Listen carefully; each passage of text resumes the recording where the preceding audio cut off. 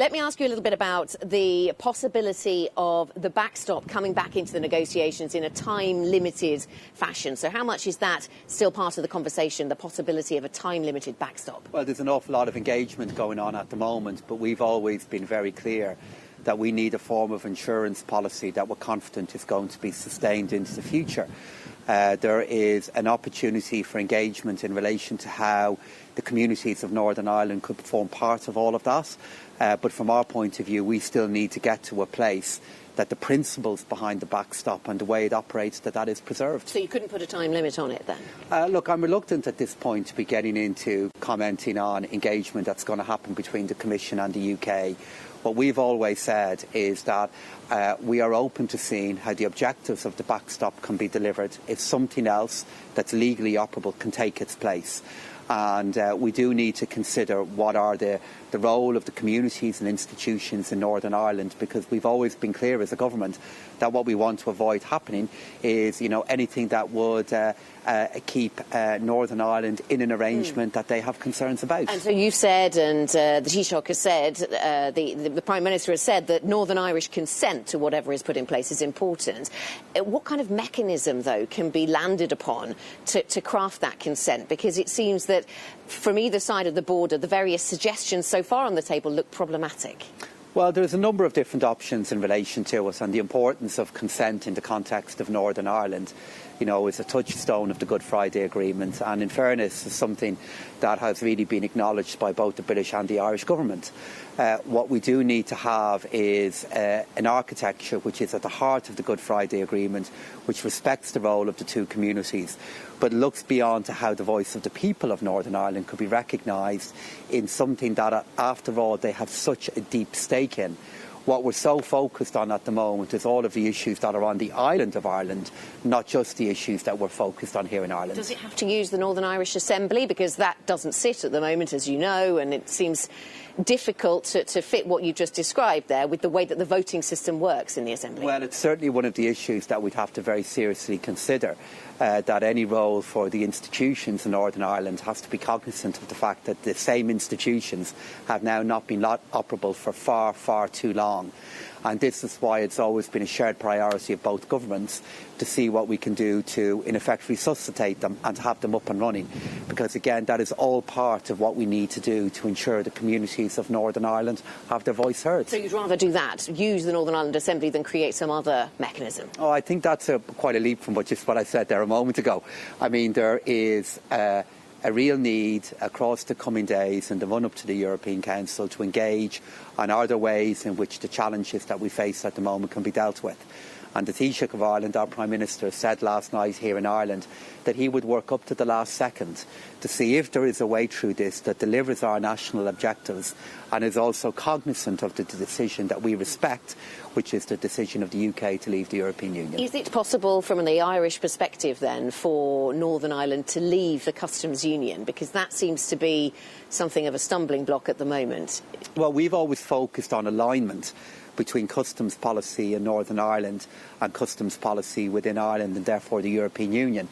And the main reason for that, Anne, is in the absence of a form of alignment being there, that then creates the path to the kind of infrastructure and the applications of tariffs on the island of Ireland that could have political consequences that we all want to avoid.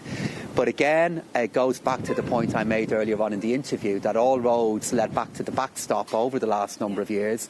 And if there are other ideas that deliver the same objectives, then of course we want to play our part in exploring them. It sounds like there wouldn't be any possibility other than the backstop from what you just described. Well, there are many different possibilities that were explored. Of course, here in Dublin, we have an understanding of the different issues that the British government is raising. But we did have a sense of where this was going to go not so long ago. We did have support behind the backstop as it was then. Obviously, much has changed in the UK. But what we all now need to do in the precious time that is left is see if we can craft a way which respects the priorities of both countries, but also clearly that of the European Union. 3 weeks and a day left until October the 31st. Do you actually want to see a delay, though, the fact that the Ben Act is now on the table in the UK maybe forces the Prime Minister to delay. Is your assessment that there will be a delay? Is that behind your tactics? Well, given that the decision sequencing in relation to all of this is that Prime Minister Johnson and his government have to make a decision themselves regarding how they want to happen the post-31 environment, post-31st of October environment, it's not really my role to speculate on what they're going to do at that point. I think it won't surprise you, or I imagine them, for us to say that were we in a position where the British government decided that an extension could play a part in their future roles, of course we could see the role that might play. But again, if such an extension is there or is granted, we all need to ensure that plays a role in helping us get to a better place. Yeah. But the decision for that is Prime Minister Johnson, and of course I understand the views he's already articulated about that. Can the state finances in Ireland handle a no deal? You presented a budget yesterday that was based around a no deal, even if that's not your central scenario. Could the finances in Ireland handle no deal? Yes, they can. In the economic scenario that I outlined yesterday, I presented Ireland's budget on the basis of a no-deal Brexit actually happening. On the back of that happening, I made the decision to defer a set of decisions in relation to reducing personal taxation, changing social welfare rates. And even when we have that done, that brings us to a deficit position of 0.6% of our national income. That is a deficit that will be a setback from the surplus that we currently have at the moment, will be a considerably smaller deficit than the kind of deficits we've even had in our recent past. All that being said, the truth is there's lots of caveats around this. It would be an inherently unpredictable event, but I am confident that our national finances and the agility of the private sector economy in Ireland would be able to handle the economics of that. But of course, we want to avoid it. And something that's very interesting to the banking community and to those who operate in the financial services sector here in Ireland is the cap on bonus payments that you currently have in place, particularly for state-owned banks. Are you about to come forward with the results of a report? What time horizon do you have on either removing that cap or reviewing it in some way? Well, we've a lot going on at the moment in relation to different issues, and only yesterday I presented the budget to our country for the next year or so, cognizant of all the different issues we raised.